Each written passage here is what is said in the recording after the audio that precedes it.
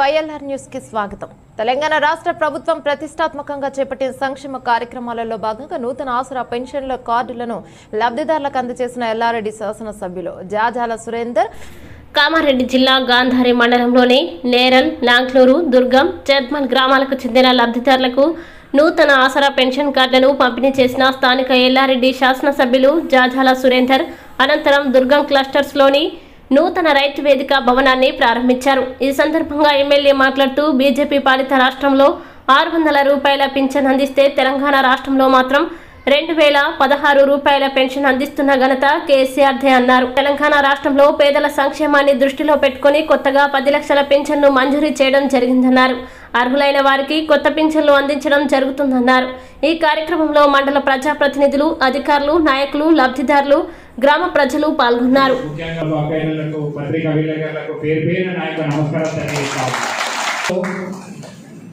మొన్ననే స్వతంత్ర దినోత్సవం 75 సంవత్సరాలు అయిందని చెప్పి పెద్ద ఎత్తున ఉత్సవాలు చేసుకున్నాం. ఈ 75 సంవత్సరాల ఉత్సవాల్లో భాగంగా ఏ ముఖ్యమంత్రి అయినా, ఏ నాయకుడైనా రైతులకు ఇట్లాంటి ఒక వేదిక ఉండాలని చెప్పి ఎవరికైనా ఆలోచన వచ్చింది. ఆ సోవింది భారతదేశంలో అందరికీ ఉంటాయి కార్యాలయాలు. సర్పంచ్కి ఉంటుంది, గ్రామ పంచాయతీ, ఎంపీపీకి ఎంపీపీ కార్యాలయం ఉంటుంది, జెడ్పీటీసీకి జెడ్పీ కార్యాలయం ఉంటుంది. కానీ ఈ భారతదేశంలో ఒక రైతు కూర్చుండి ఏ పంట వేయాలి, ఏం చెయ్యాలి అని చెప్పి ఎవరైనా ఆలోచన, ఈ భారతదేశంలో ఎవరైనా నాయకుడికి ఆలోచన వచ్చిందా? ఇక్కడ ఈ మార్పుల కాండలో దుర్గం ఈ గడ్డ మీద ఈ రైతు వేదిక కట్టాలని చెప్పి ఎవరికైనా ఆలోచన వచ్చిందా? కానీ మన గౌరవ ముఖ్యమంత్రి కేసీఆర్ గారు రైతులకు చర్చ పెట్టుకోవడానికి ఇలా భారతదేశం అందరూ నాయకులు అన్ని పార్టీలో మాట్లాడతారు. దేశానికి అన్నం పెట్టేది రైతన్న, రైతే రాజు అంటారు. రైతు రాజు చేస్తామంటారు. ఎవరైనా చేసిందా? కానీ తెలంగాణ వచ్చిన తర్వాత గౌరవ ముఖ్యమంత్రి కేసీఆర్ గారి నాయకత్వంలో ఈరోజు రైతును రాజు చేసే బాట వేసిన ముఖ్యమంత్రి కేసీఆర్ గారి ఇవాళ తెలంగాణ రైతులను రాజు చేస్తా ఉన్నారు. ఎవరైనా వ్యవసాయం అంటే ఎన్నికలు వచ్చినప్పుడు రైతు గురించి మాట్లాడేవారు. కానీ ఈరోజు రైతు కావాల్సినటువంటి రైతుకు పెట్టుబడికి ఎకరానికి 10,000 రూపాయలు. ఏదైనా రైతు దురదృష్టవశాత్తు చనిపోతే ఎవరికి ఏ ఆఫీసర్ చుట్టూ తిరగకుండా, ఏ నాయకుడి చుట్టూ తిరగకుండా ఒక్క గుంట ఉన్న రైతు చనిపోయి 5 లక్షల రూపాయలు మన అకౌంట్లోకి వస్తున్నాయా లేదా? మా ఏడీ గారు ఉన్నారు, ఎప్పటికప్పుడు మంచి యాక్టివ్గా పనిచేస్తూ ఉంటారు. ఎక్కడైనా రైతు చనిపోగానే ఇమీడియట్గా ఆన్లైన్ చేపించేసి వాళ్ళకు ఎవ్వరి ఆఫీసర్ చుట్టూ పోకుండా ఏ నాయకుడు వాళ్ళ అకౌంట్లోకి ఇవ్వడానికి ప్రయత్నం చేస్తూ ఉంటారు. అధికారులు ఇలా పనిచేస్తూ ఉన్నారు. మరి 75 ఏళ్ళైతే ఎప్పుడైనా రైతుల గురించి ఆలోచన చేసిందా?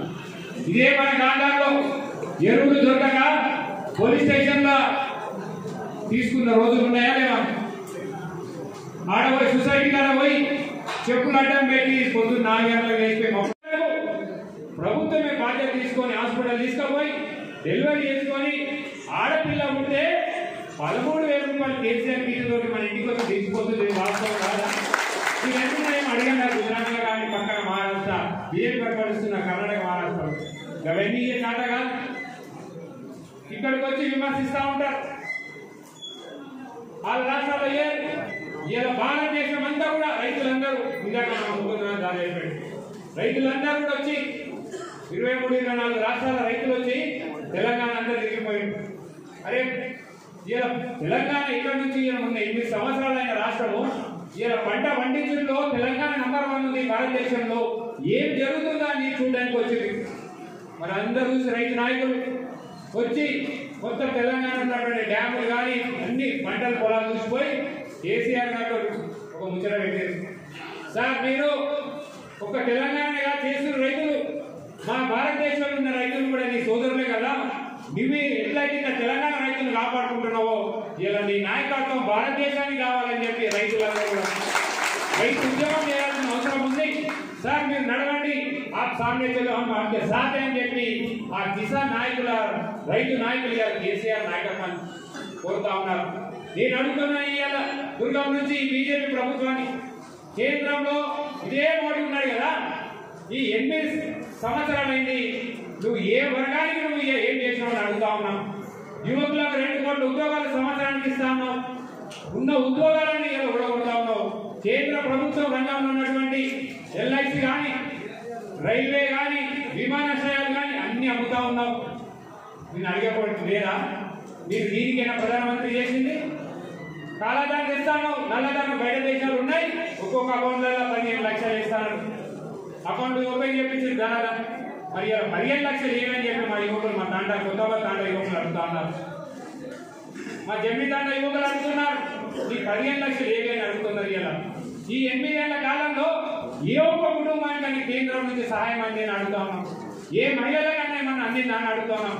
ఇలా మేము కళ్యాణ లక్ష్మి తీసుకుంటున్నాం, షాదీ ముబారక్ తీసుకుంటున్నాం, ఇలా రోడ్లు అభివృద్ధి చేసుకుంటున్నాం, అన్ని రంగాల్లో. ఇలా పక్కనే కొండం చెరువు ప్రాజెక్ట్ అయిపోతే మనకు గుంపల్లి బాగు చెరువు నుంచి మరి ఇదే దుర్గం మనం నింపుకుంటాం, గుజ్జులు నింపుకుంటాం, కాటవాడి నింపుకుంటాం, మరి డ్యామ్ ఏర్పాటు చేసుకోబోతున్నాం త్వరలోనే. అవన్నీ ఈ రోజు మీరందరూ రైతులు ఉన్నారు ఇక్కడ, కొద్దిగా అక్కడక్కడ ఫారెస్ట్ భూములు ఇబ్బందులు ఉన్నాయి, నాకు తెలుసు ఆ విషయాలు. తొందరనే ఆ జీవో వచ్చింది ఆల్రెడీ, 1 నెల 2 నెలల లోపలనే. భారతదేశంలో 28 రాష్ట్రాలు ఉన్నాయి మన తెలంగాణ లెక్క. ఎక్కడ కూడా ఏ రాష్ట్రంలో కూడా 24 గంటలు ఉచిత కరెంట్ ఎక్కడ కూడా ఇస్తలేదు.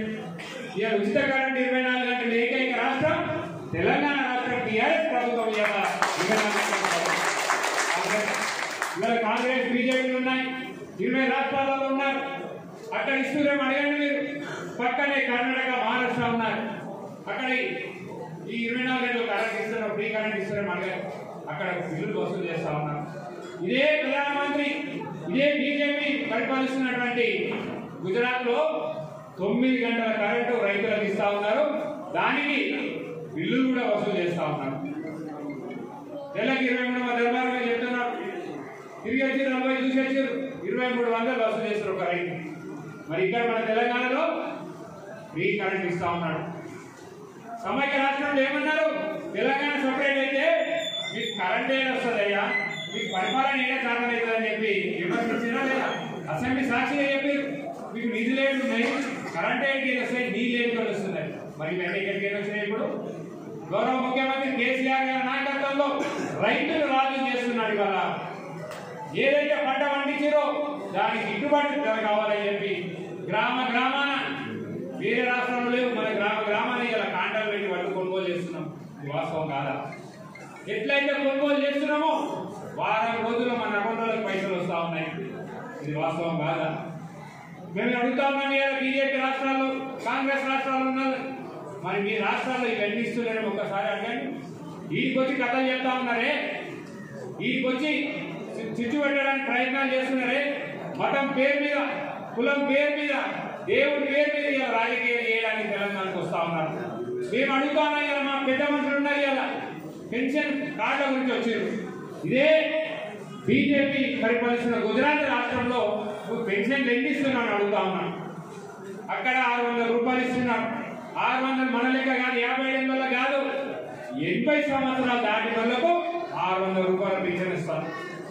ఇలా 600 ఇచ్చేవాడు వచ్చి 2000 రూపాయలు ఇస్తున్న కేసీఆర్ దీంతో పడితే చూద్దామా, చూసుకుంటా కూర్చుందామా? ఇలా రైతు బంధు ఇస్తున్న కేసీఆర్ తిరుగుతుంటే చూసుకుంటా కూర్చుందామా? రైతు బీమా ఇస్తున్న కేసీఆర్ తిరుగుతుంటే చూసుకుంటా కూర్చుందామా? మరి మనం కూడా చూడాలి కదా.